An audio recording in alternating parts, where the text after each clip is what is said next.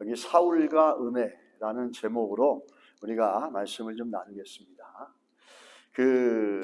예수님이 오시기 전까지는 여러분과 저는 하나님의 은혜라고 하는 울타리 바깥에 있었던 존재들입니다. 그리고 예수께서 이 땅에 오셔서 죽으시고 그 예수 그리스도를 믿게 해주심으로 이제 우리는 어떻게 됐죠? 하나님의 은혜의 울타리 안으로 들어왔다라고 얘기할 수 있습니다. 영성이라는 책에 보게 되면은 한 이야기가 나오는데, 세계 2차 대전 때 프랑스의 시골 마을에서 전투가 벌어졌습니다. 그 전투 속에서 미국 병사들 중에 한 사람이 목숨을 잃고 맙니다. 그 동료들은 전쟁터에서 친구의 시신을 버려두고 싶지 않아서 그 친구의 장례를 기독교식으로 치러주고 싶었습니다. 그래서 멀리 보다 보니까 조그만 교회가 하나 있고 그 교회에 공동묘지가 붙어 있는 것들을 알게 되었습니다. 그래서 어렵게 상사에게 부탁을 해서 죽은 친구의 시신을 몇 명의 친구들이 들고서 그 교회를 찾아갑니다.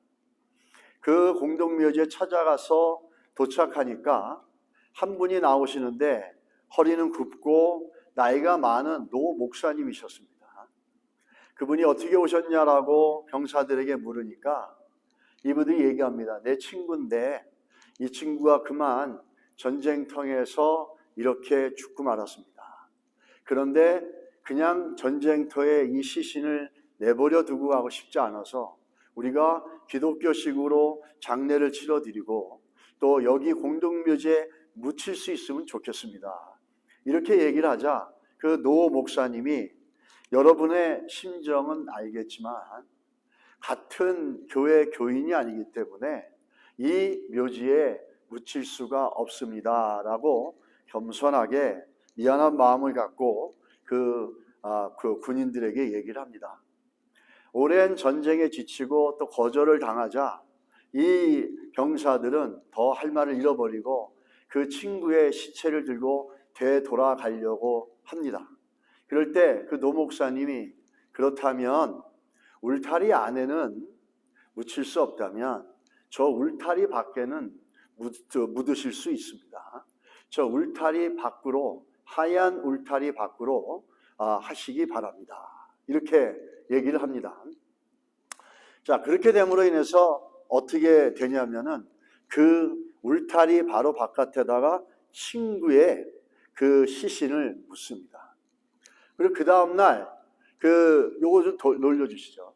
그 다음날 이분들이 전장의 전시 상황인데 이 현장을 옮겨야 되는 상황이 됐습니다. 그래가지고 아침에 친구를 한 번 더 보려고 그 교회를 찾아갑니다. 찾아가는데 친구의 시신을 묻은 그 무덤을 찾을 수가 없는 거예요. 아무리 찾아도 찾을 수가 없어서 그 노 목사님한테 얘기를 합니다.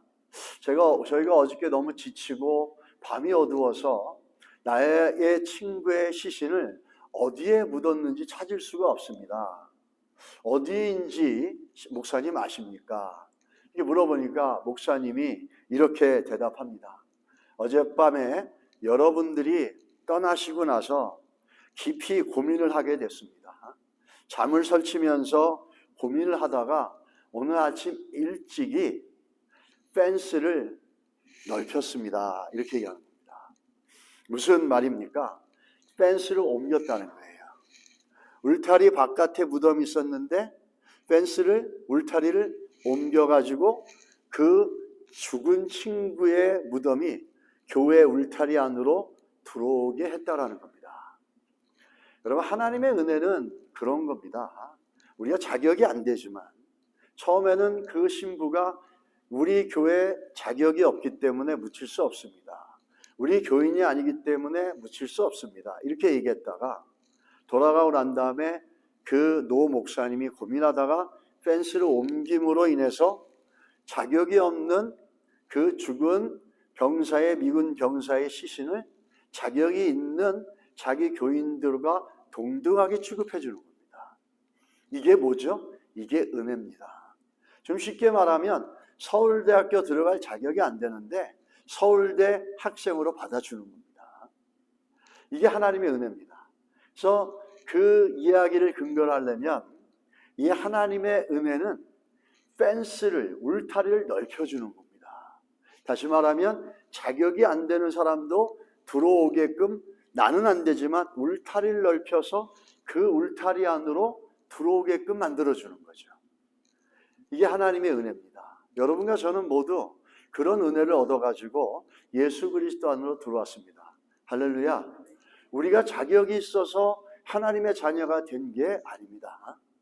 우리의 공로가 있어서 하나님의 자녀가 되고 교회의 성도가 되고 오늘 바쁜 시간에도 이렇게 나와서 하나님 앞에 예배할 수 있는 믿음을 우리의 능력으로, 우리의 힘으로 얻어낸 것이 아닙니다. 하나님이 울타리를 넓혀주심으로, 자격이 없음에도 불구하고 울타리를 넓혀주심으로 우리는 동등하게 여겨짐으로 이 자리에 들어와 있는 겁니다. 우리는 그 하나님의 은혜를 잊지 말아야 될 줄 믿습니다. 우리가 오늘 다루어야 될 사울이라는 사람도 바로 이런 사람입니다. 사울이라는 사람을 보게 되면 자격이 없음에도 불구하고 하나님께서 은혜를 베푸십니다. 제일 먼저 우리가 사무엘상 10장 20절로 21절에 보게 되면 이렇게 얘기하죠. 사무엘이 이에 이스라엘 모든 지파를 가까이 오게 하였더니 베냐민 지파가 뽑혔고 베냐민 지파를 그 가족대로 가까이 오게 하였더니 마드리의 가족이 뽑혔고 그 중에서 기스의 아들 사울이 뽑혔으나 그를 찾지 못했더라. 무슨 얘기를 하냐면은 이스라엘 모든 사람들 앞에서 제비를 뽑아가지고 하나님이 사울을 왕으로 세웠다라는 것을 알려주는 겁니다. 하나님이 이 일을 하는 것은 어떤 의미를 지니고 있느냐라는 겁니다. 하나님이 사실 어떻게 보면은 우리가 사무엘상 8장과 9절에서 얘기했지만 사울은 어떻게 세워진 사람들입니까? 그 이름이 있는 것처럼 사람들이 요청해서 요구해서 세워진 사람입니다.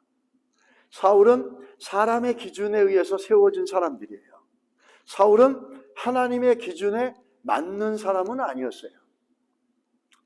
그렇다면 상식적으로 생각할 때 이 사람들이 모여가지고 이렇게 모인다고 할 때 이렇게 얘기할게요. 이렇게 하지 않고 야, 나는 원래 이 사람을 왕으로 세우는 걸 원하지 않아. 사무엘상 8장 7절에 보면 이스라엘 백성들이 너희들이 나를 버렸고 사무엘을 버리지 않았느냐? 그러니까 너희들의 선택이니까 너희들 마음대로 해. 나는 이 사람이 내 기준에 맞는 사람도 아니고 사울이 내가 기뻐서 뽑은 사람도 아니야. 너희들이 선택하고 너희들의 기준에 의해서 뽑혀진 왕이니까 너희들이 알아서 해라. 왜 나에게 요청을 하니? 나는 간섭도 하지 않을 테니까 너희들이 알아서 해라. 어쩌면 이렇게 반응하는 게 상식적이고 일반적일 수 있습니다. 내가 선택한 것도 아니고 내가 원하는 것도 아니고 상대방이 원해서 되어진 거라면 나는 그러면 그렇게 해라 니네들이. 그렇죠. 나는 아무 상관하지 않겠다. 나는 이것에 대해서 어떤 것도 관여하지 않겠다. 이렇게 하는 게 가장 상식적일 겁니다. 근데 하나님 그렇게 하지 않으셨다라는 거예요. 자격이 안 되는에도 불구하고 적극적으로 개입하십니다. 사울이 당신의 기준에 맞지 않는 사람인데도 불구하고 오히려 사람의 기준에 맞는 사람인데도 불구하고 하나님이 적극적으로 개입하세요. 그래서 모든 이스라엘 백성들 앞에 제비를 뽑으라 그래가지고 이 사울은 내가 세운다라고 하는 이렇게 적극적으로 개입하면서 사울을 하나님께서 세워주십니다. 그런 모습들은 무엇을 얘기하는 거죠? 하나님의 은혜를 얘기해 주는 겁니다. 자격이 안 됨에도 불구하고 자격이 있는 것처럼 하나님이 적극적으로 개입하시고 역사에서 세워주는 것, 이게 하나님의 은혜입니다. 우리가 하나님의 은혜를 안다라고 하고 하나님의 은혜를 믿습니다라고 하고 우리가 예수를 믿습니다라고 한다는 그 전제 속에는 정말 하나님의 은혜를 정말 믿는다라고 하는 고백을 담고 있다라는 거예요. 우리의 신앙이 하나님의 은혜를 모르고 산다면 늘 우리는 내가 자격이 있고 내가 능력이 있고 내가 공로가 있고 내가 업적이 있어서 오늘 이 자리에 내가 쓴 거다. 이게 바로 내가 한 거다라고 생각하는 거죠. 물론 그럼에도 불구하고 하나님 우리를 사랑하시고 지금까지 붙잡아 주셨어요. 그러나 지금까지 온 것이 하나님의 은혜라는 거죠. 이 사울은 자격이 안 됨에도 불구하고 하나님의 은혜로 하나님이 적극적으로 개섭하십니다. 그럼 하나님의 기준은 뭡니까? 이렇게 물어볼 수 있죠. 성경에는 크고 작은 이야기를 다 모아가지고 거기서 공통점을 뽑아내는 게 있는데 그걸 뭐라 그러냐면 메타 내러티브라 그럽니다. 거대한 이야기다 이런 얘기예요. 여기저기 막 흩어져 있는 얘기를 다 모아가지고 하나의 공통점을 빼버립니다. 그럼 하나님의 기준의 공통점은 뭘까요? 두 가지입니다. 하나는 인내와 고립의 시간이 있습니다. 둘째는 우리가 잘 아는 것처럼 광야를 통과하는 시간이 있습니다. 성경에서 하나님이 세우신 인물들을 한번 보십시오. 공통점이 있습니다. 첫 번째 아브라함을 보십시오. 갈대아 우르 고향을 떠납니다. 우리는 이민자이기 때문에 고향을 다 떠나온 분들입니다. 굉장히 강한 분들이죠. 고향을 떠나와가지고 아무도 모르는 곳에서 시작을 해서 우리 인생을 40년, 50년 미국에서 살아왔습니다. 잘 알겠지만 이민자의 삶이 쉽지 않습니다. 저는 처음에 와가지고 유학을 왔는데 남의 집 부엌에서 2주를 살다가 그 다음에 조그만 스튜디오를 얻어가지고 한 달치 그 방값을 지불하고 다 하고 나니까 없는 거예요. 그래서 매일같이 기도하면서 하나님 잡을 주십시오. 그래가지고 얻은 게 뭐였냐면 청소였습니다. 그래서 반 청소를 하고 다니면서 그거 다 고장난 차를 끌고 다니면서 반 청소를 하는데 1년 동안 고장난 차에다가 든 돈이 1,000불이 넘는 거예요. 그러니까 참 너무 막막하죠. 근데 더 막막했던 게 처음에서 뭐냐면 젓가락 하나까지 다 사야 되는 거예요. 그게 너무 막막하더라고요. 가지고 있는 건 책밖에 없고 당장 먹을 거 라면을 끓여 먹을 그릇도 없는 거예요. 그것부터 사들고 다니는 거죠. 그러니까 트리프티라든지 구딜스라든지 다니면서 사고 남들이 안 쓰는 것을 가져다가 그걸로 해가지고 그러면서 하면서 살아왔던 시간이 정말 돌아보면은 그냥 감사밖에 없습니다. 하나님의 은혜밖에 없어요. 그런 가운데서 공부하게 하시고 또 이끌어 주셔서 여기까지 왔죠. 공부하는 동안에 한 번도 그냥 공부만 집중해 본 적이 없어요. 일해야 했고 또 사역해야 됐고 한 번도 쉴 수가 없는 거죠. 방학이라서 한국에 가고 싶은 마음이 있어도 갈 수도 없죠. 방학 동안에 돈을 벌어야 되지 않습니까? 학비를 마련해야 되고 생활비를 채워야 되고 그러면서 투잡식 뛰면서 막 헉헉거리며 살아왔던 시간들을 볼 때 이 고향을 떠난다는 게 어떤 의미인지 가슴에 상당히 깊이 와닿습니다. 갈대우르를 떠나는 것 자체가 아브라함에게는 힘든 결정이었을 거예요. 아브라함이 75세에 어떤 약속을 받습니까? 내가 너에게 이삭을 주겠다 했습니다. 그러나 바로 주시지 않았습니다. 100살이 돼서 그때 돼서야 결국에 이삭을 얻게 되어집니다. 아브라함의 삶 속에 그런 인내의 25년의 시간들이 있었고 갈대아우르를 떠나가는 그 결단과 결정의 시간들이 있었습니다. 또 이삭은 없었으니까 짧은 시간이었지만 이삭은 아버지가 자기를 제물로 바친다고 함에도 불구하고 그걸 순종하며 따라가는 모습이 이삭의 삶 가운데 있지 않습니까? 쉽지 않은 거죠. 또 우리가 잘 아는 야곱은 어떻습니까? 사기꾼이라는 이름의 야곱에서 이스라엘이라고 하는 이름으로 바뀌기까지 야곱은 험난한 시간을 겪습니다. 형을 피해가지고 외삼촌 라반에게 갔는데 라반에게 결혼을 빙자해서 속임을 받고 또 10번이나 임금을 속임을 받고 나중에 하나님이 떠나서 떠날 때 뒤까지 추적해 와가지고 생명의 위협을 주나 하나님이 막으셔서 그 생명을 유지하고 돌아갑니다. 그러나 돌아가는 길에도 평탄치 않죠. 형 에서가 무서워서 야복나루에서 환도뼈가 부러지는 그 아픔을 겪으면서도 하나님을 놓지 않고 하나님 나를 복주시지 않으면 떠날 수 없습니다라고 하는 애절하고 간절한 시간들이 야복나루에서 있었습니다. 이런 시간들이 있어가지고 야곱은 이스라엘로 조금씩 바뀌어가고 있었죠. 또 우리가 잘 아는 것처럼 요셉은 어떻습니까?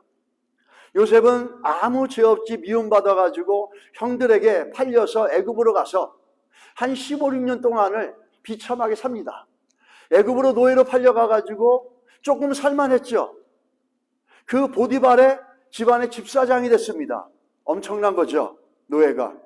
그런데 보디발 아내의 그 음욕에 빠져가지고 그 음모에 빠져서 그만 하루아침에 감옥으로 떨어져 버립니다.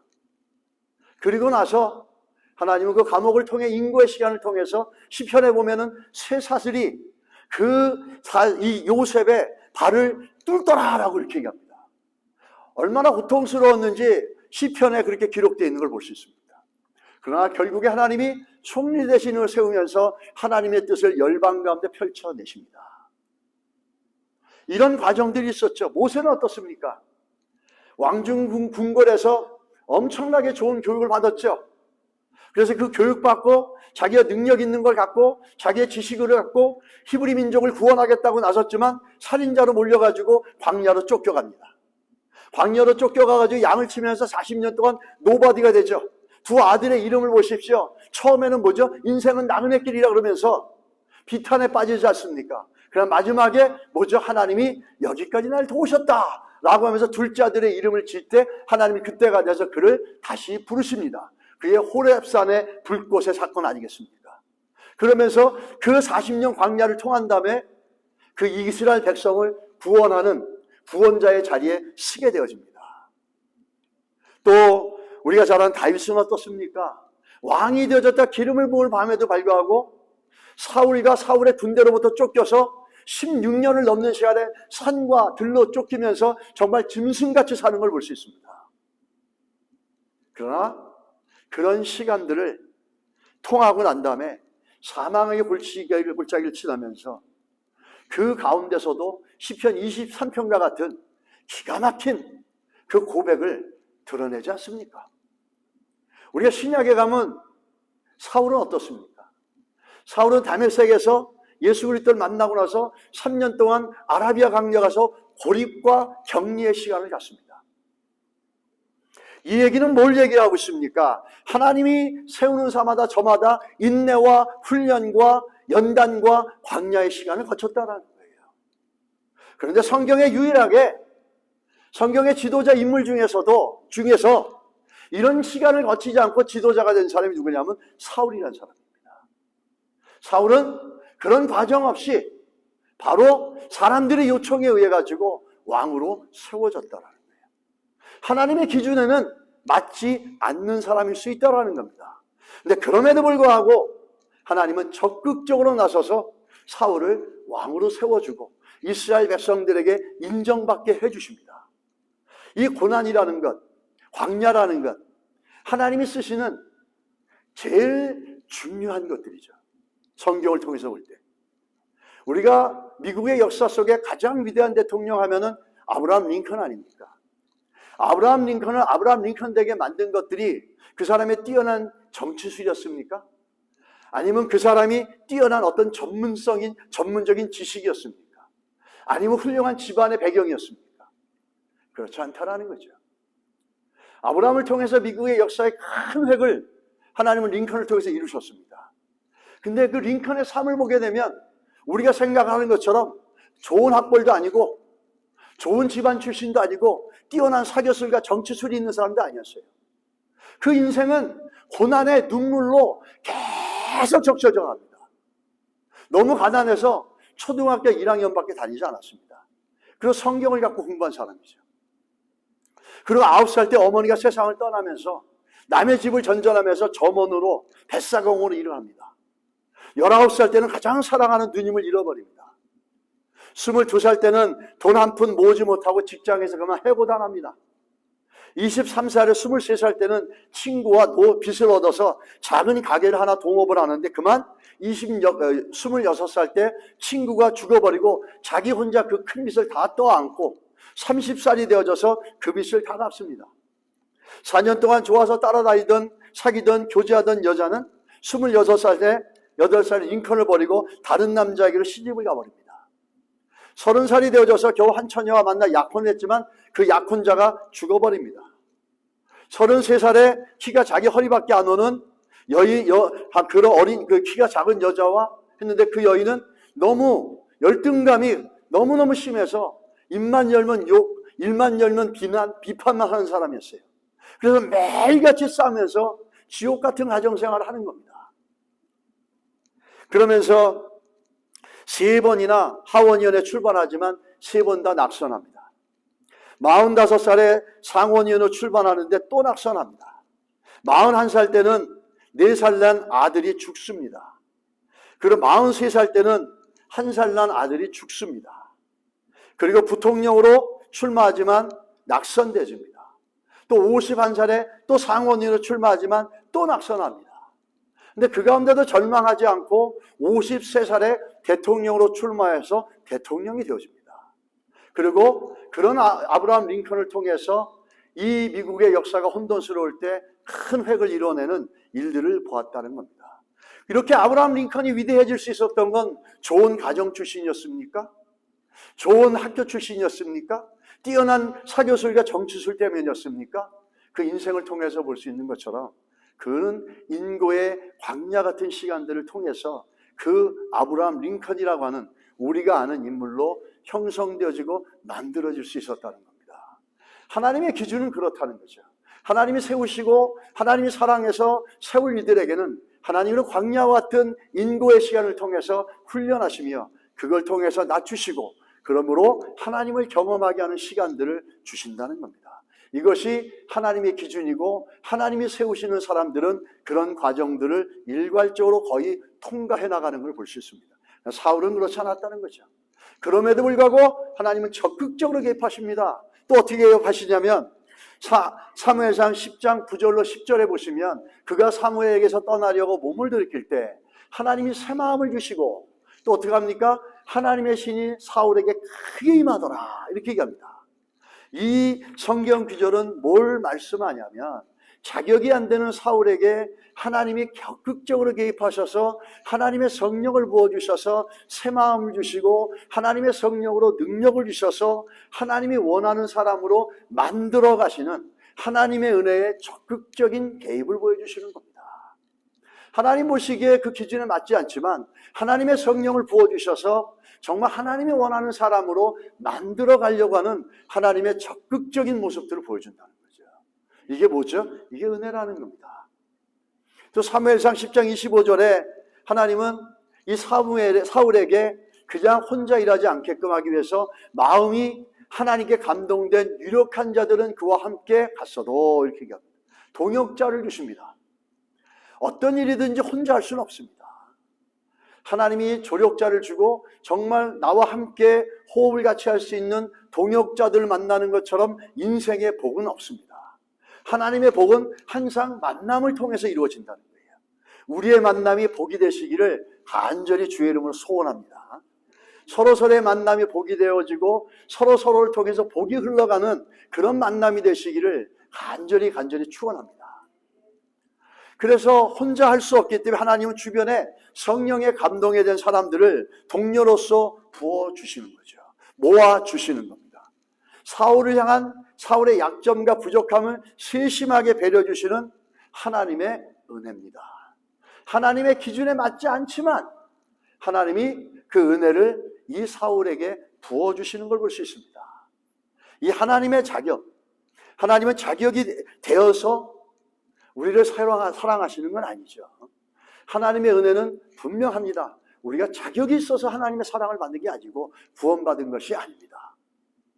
사무엘은 이 얘기를 사무엘상 12장 22절에 얘기합니다. 그 이유가 여기 있습니다. 여호와께서는 너희로 자기 백성 삼으신 것을 기뻐하신 거로 그 크신 이름을 위하여 자기 백성을 버리지 아니하실 것이요 라고 얘기합니다. 왜 선택하셨다고요? 우리를 기뻐하신다고 그랬어요. 여러분과 저를 기뻐하신다는 거예요.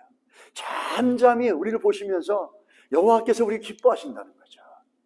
우리 그런 인물들이야. 우리가 뭘 잘했습니까? 아니요.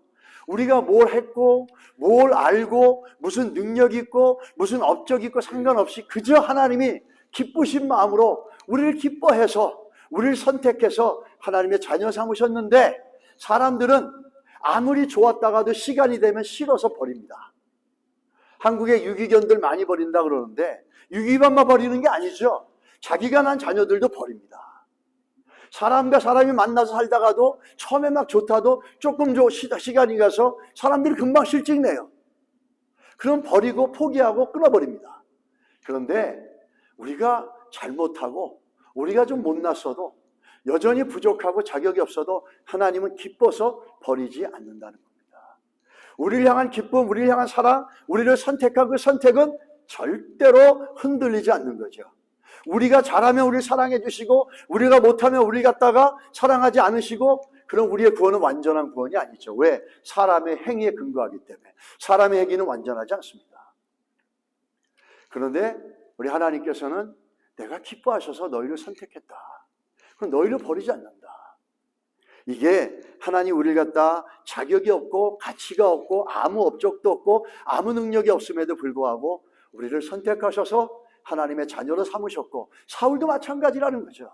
그럼에도 불구하고 사랑하시고 기뻐하시며 그를 세워주시는 하나님의 은혜를 우리가 볼 수 있다는 겁니다. 여러분, 우리 하나님께서 우리를 선택하셔서 하나님의 자녀 삼아주신 그 하나님의 은혜를 알 수 있고 우리가 느낄 수 있고 고백할 수 있는 여러분과 제가 될 수 있게 되기를 예수 이름으로 축원합니다. 하나님의 은혜를 아는 이들은 절대 교만하지 않습니다. 하나님의 은혜를 아는 사람들은 절대로 자기를 자랑하지 않습니다.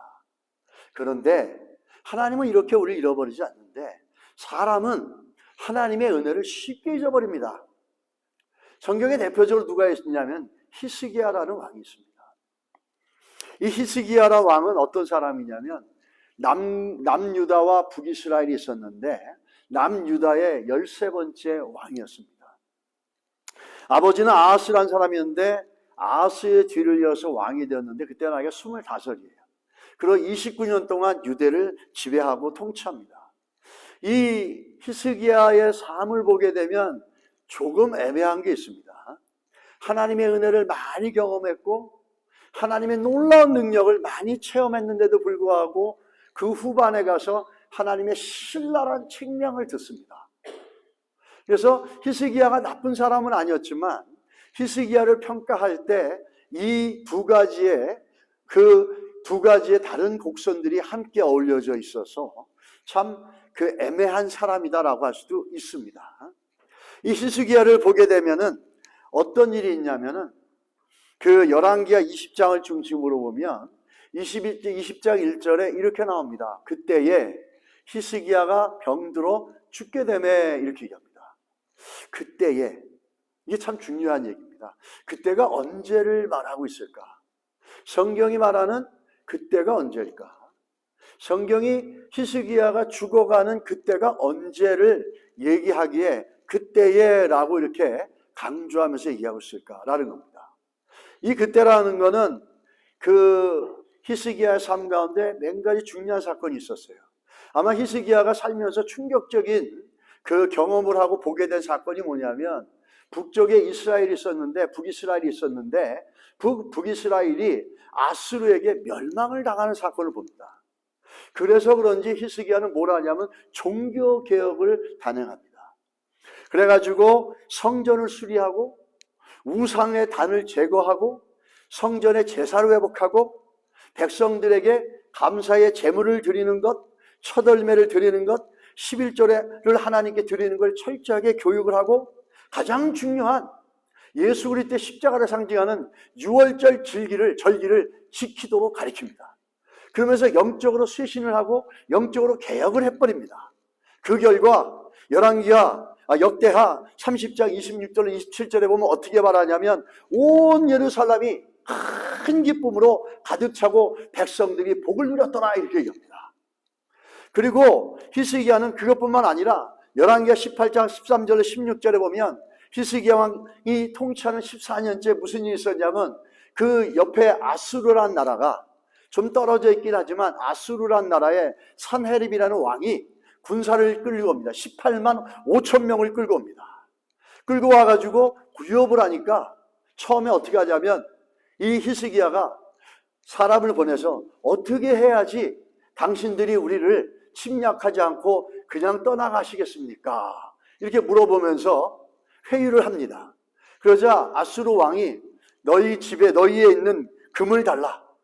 은 300달란트와 금 300달란트를 달라고 이렇게 얘기합니다. 그러니까 히스기야가 있는 금을 다 털고 성전과 왕궁 복간에 있는 음을 다 주고 여호와의 성전에 이 그 기둥에 붙여져 있는 금까지 다 벗겨가지고 갖다 줍니다. 그런데 그거는 기만이었어요. 오히려 하나님을 무시하고 그 히스기야를 농락을 하면서 떠나질 않습니다. 그때야 정신이 바짝 든 히스기야는 선지자 이사야의 말을 듣기 시작합니다.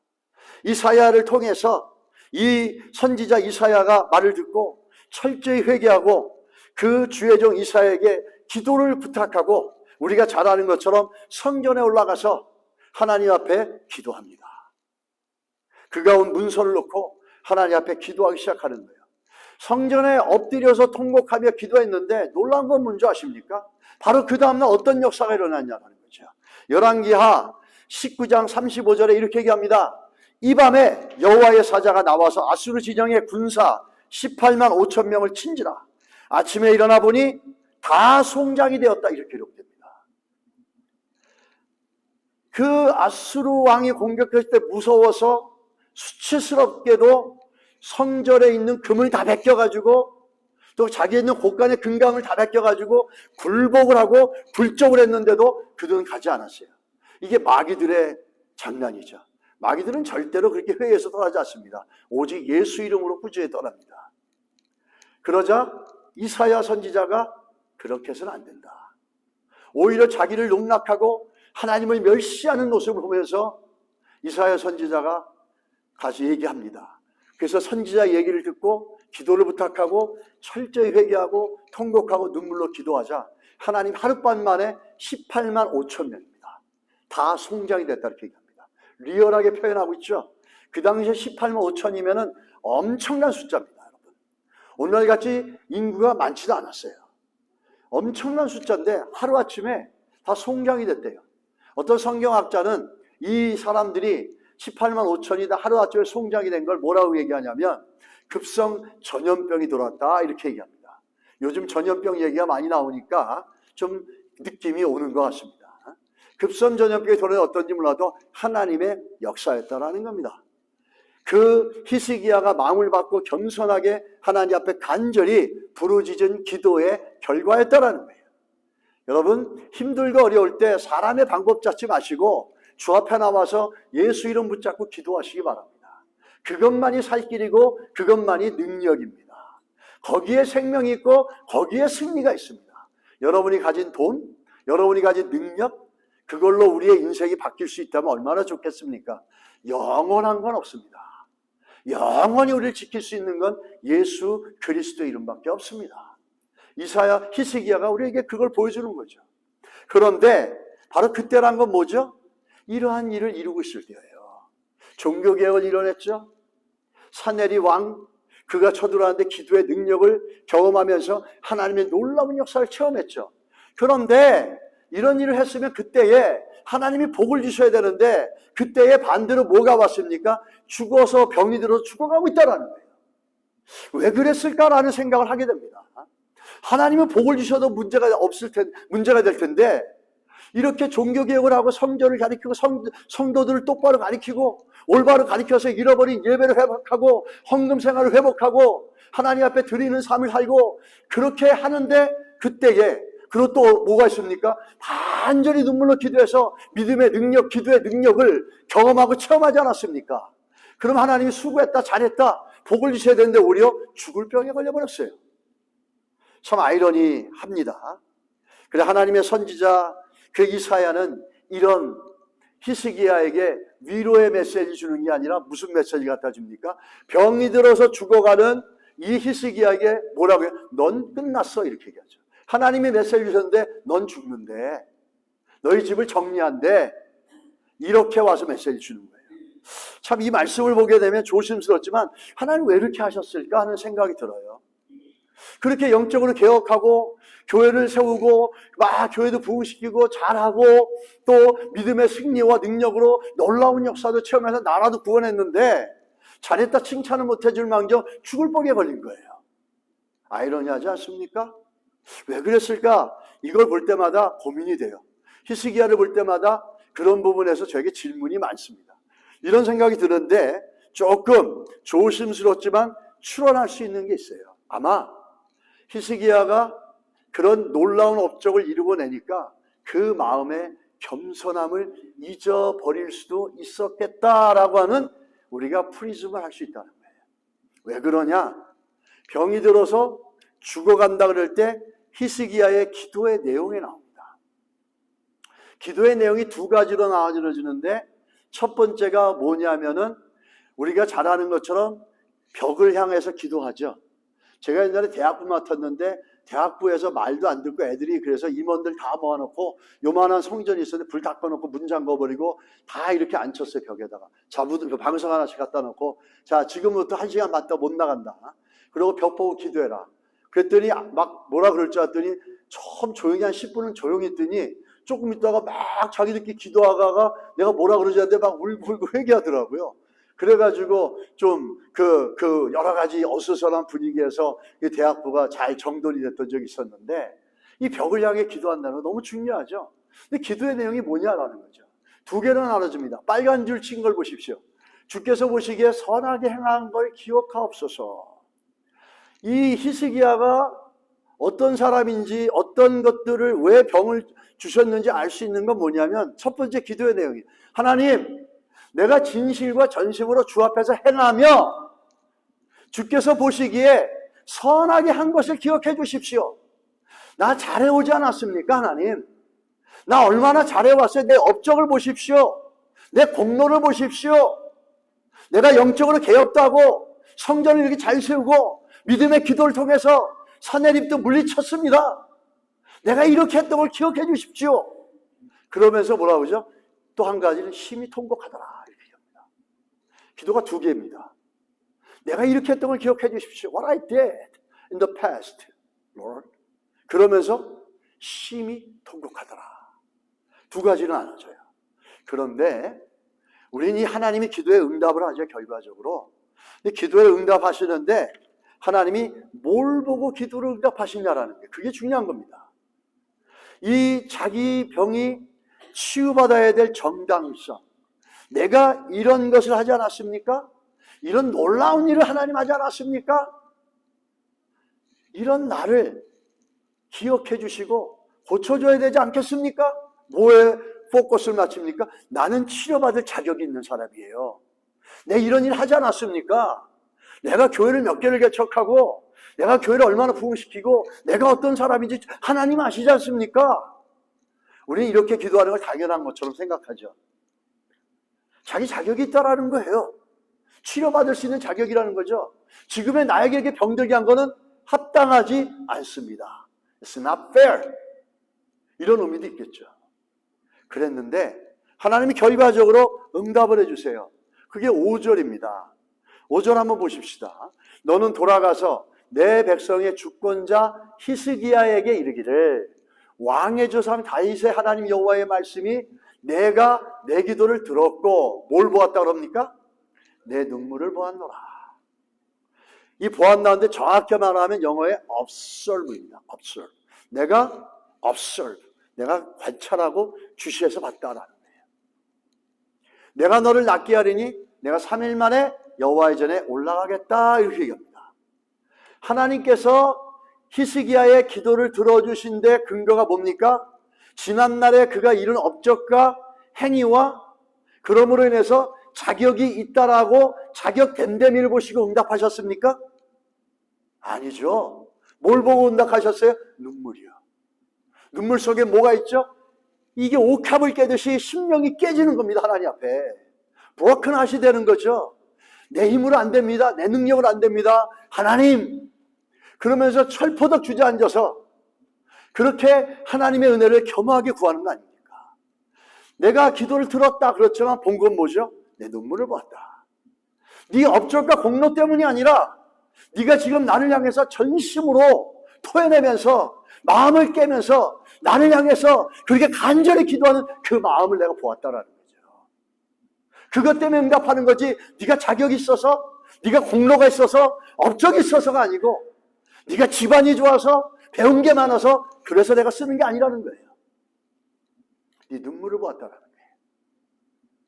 하나님은 여러분의 헌금 보기 전에 여러분의 눈물을 먼저 원하십니다.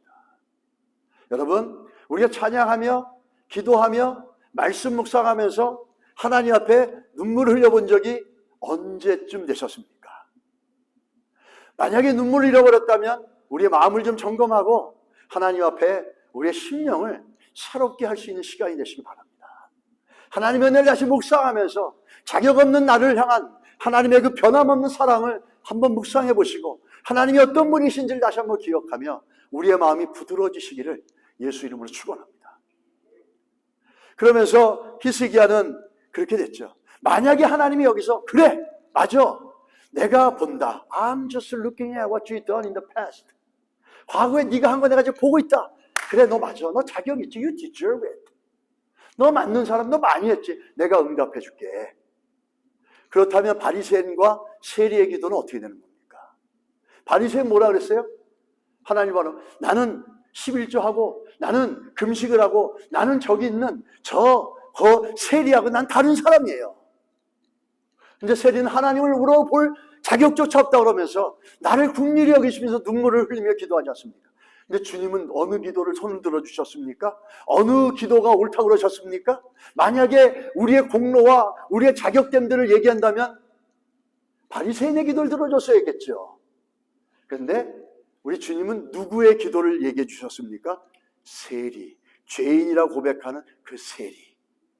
하나님은 내가 우러러볼 수도 없습니다. 긍휼히 여겨주십시오. 그러면서 눈물로 하나님 앞에 기도하는 그 세리의 기도를 들어주신 것. 마찬가지입니다. 히스기야의 기도 속에도 그의 공로와 업적과 자격 때문에 온 게 아니라 그의 마음, 그의 눈물, 하나님 앞에 깨어져 나가는 그 갈급한 마음, 그거를 보신 거라는 거죠. 우리가 드려야 될 것 바로 그거인 줄 믿습니다. 우리 하나님 앞에 그걸 드려 통해서 여러분과 제3사에게 하나님의 은혜가 넘치기를 바랍니다. 이 히스기야는 참 특이한 사람이에요. 하나님 그럼 나를 고쳐주신다 그랬으니까 히스기야가 어떻게 얘기하냐면 그럼 나에게 표적을 보여주십시오. 그래가지고 열왕기하 20장 8절로 11절에 얘기합니다. 그럼 어떤 표적을 보여줄까? 히스기야 이사야가 와서 그러죠. 해의 그림자를 앞으로 10도 가게 해줄까? 해의 그림자를 뒤로 10도 물러나게 해줄까? 어떤 표적을 구하느냐? 하나님 너를 치유해 주신다 그랬는데 그러면 표적을 달라 그랬는데 둘 중에 어떤 표적을 구할까? 어떤 표적을 줄까? 이렇게 얘기합니다. 그러니까 히스기야가 뭐라죠? 뒤로 10도 물러가게 해주십시오. 이렇게 얘기합니다. 원래 지구의 자전 때문에 그 해의 그림자가 앞으로 10도 가는 게 더 쉽기 때문에 더 어려운 걸 달라는 얘기예요. 그렇게 하나님의 징표까지 요하고 표적까지 구했을 때 하나님은 그걸 다 보여주셨습니다. 그랬던 히스기야였는데 그런 은혜를 받은 히스기야였는데 그 히스기야가 하나님의 은혜를 잃어버립니다. 마음이 변심하는 거죠. 그게 우리 역대하 32장 24절로 26절로 거기 25절까지의 말씀입니다. 그때에 똑같이 나옵니다. 다른 성경이지만 열왕기하고 똑같이 나옵니다. 그때에 히스기야가 병들어 죽게 되었으므로 여호와께 기도하며 여호와께서 그에게 대답하시고 또 이적을 보이셨으나 히스기야가 어떻게 됐습니까? 마음이 교만하여 그 받은 은혜를 보답하지 아니하므로 진노가 그와 유다와 예루살렘에 내리게 되었더니 이렇게 얘기합니다.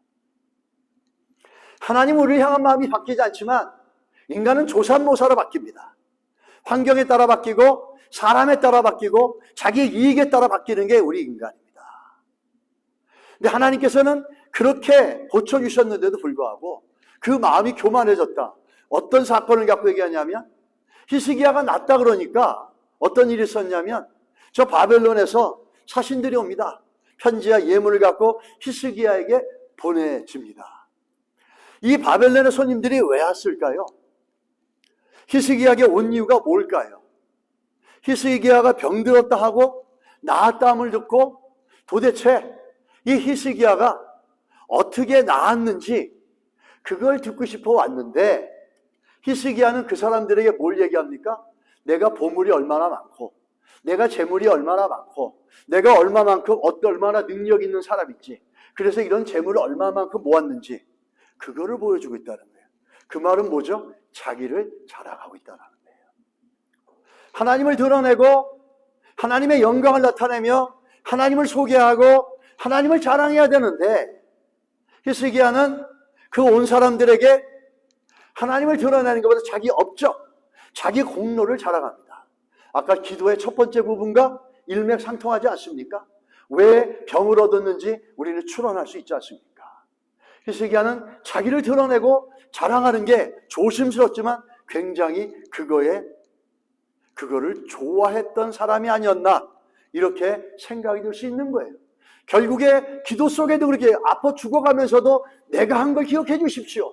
업적과 공로와 자기를 드러내는 기도의 내용과 마지막에 하나님부터 책망받는 이유가 뭐냐면 자기가 이런 능력이 있고 이런 자격이 있고 이런 소유를 갖고 있고 자기를 자랑하는 히스기야의 모습을 볼 때 이게 연관성이 있지 않습니까? 결국은 그걸 통해서 하나님의 진노와 하나님의 질책을 받게 되고 자기만 그런 게 아니라 어떻게 합니까? 그걸로 인해서 주변에 있는 히스기야 자기만 아니라 그와 유다와 예루살렘에 내리게 되었더니 자기가 왕인데 왕의 교만함을 통해서 때문에 자기만 하나님 앞에 질책되는 게 아니라 유다와 예루살렘 모든 백성에게까지도 그 아픔이 전달되어지게 됐다는 겁니다. 이 히스기야는 한 가지 중요한 거는 25절에 변질되어지면서 뭐라고 얘기합니까? 마음이 교만하여 자기를 자랑한다는 겁니다. 하나님의 은혜를 아는 사람들은 하나님을 자랑하고 높이지 자기를 자랑하지 않습니다. 하나님의 은혜를 모르는 이들은 늘 자기가 초점이 되고 자기를 자랑하는 거죠. 한때는 하나님을 자랑했다가 지금은 자기를 자랑한다면 이 히스기야처럼 은혜를 잃어버린 겁니다. 근데 한 가지 중요한 건 또 뭐가 있냐면 오늘 우리가 예수를 믿는 건 어떻습니까? 하나님의 은혜로 예수를 믿었어요. 우리의 공로로 예수를 믿지 않았어요. 내 능력과 업적과 잘됨을 통해서 내가 뛰어남을 때 내 자격됨을 통해서 예수를 믿고 하나님의 자녀가 된 게 아닙니다. 철저한 하나님의 은혜로 되어진 거예요. 만약에 우리 공로로 구원을 얻었다면 내가 능력으로 이렇게 해서 저렇게 해서 우리가 구원을 얻었다면 천국은 어떤 장소가 될까요? 다 자기 자랑하는 사람들만 있을 거예요. 야, 내가 친구 어떻게 온 줄 아냐? 내가 이렇게 천국 갔어. 내가 더 잘했지. 그래서 다 자기 자랑하는 사람으로 가득 찬 곳이 천국이 됐을 거예요. 그런데 우리의 공로가 아니라 하나님의 은혜로 우리 하나님의 자녀가 되어졌기 때문에 천국은 어떤 곳입니까? 나를 자랑하는 사람이 없는 거죠. 하나님을 높이고 그래서 요한계시록에 우리가 갈 건 뭐지? 할 것은 하나님을 경배하고 하나님을 찬양하는 일만 있지 않습니까? 그게 천국이지 않습니까? 그건 하나님을 높이고 쉬운 말로 하나님만 자랑한다는 거예요. 우리의 심령이 천국이라면 하나님을 자랑하고 하나님을 높여야 될 거예요.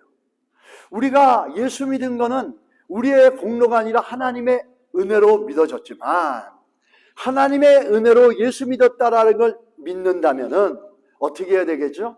하나님의 은혜에 합당한 삶을 살아야 된다는 겁니다. 요거 뒤에 거 한번 넘겨주십시오. 그 앞에 거, 뒤에 거 25절 그 다음에 보십시오. 뭐라고 25절에 보면 마음이 교만하여 그 받은 은혜를 보답하지 아니함으로. 하나님의 은혜를 받았으면 그 은혜에 합당한 삶을 살아야 되는데 이건 율법이 아니에요. 하나님의 은혜를 얻었기 때문에 은혜의 감동이 돼서 가는 거죠. 자녀가 때려서 억지로 공부시키는 게 아니라 엄마 아빠의 사랑에 고마워서 자원해서 공부하는 거와 맞아가지고 때려서 억지로 공부시키는 거와 다르지 않습니까? 우리가 억지로 하는 것이 아니라 하나님의 은혜가 고마워서 그 은혜에 합당한 삶을 살려고 하는 것. 히스기야는 마음이 교만해지니까 하나님의 은혜도 잊어버리고 자기를 자랑하고 은혜 받은 삶을 살지 않았다라는 겁니다.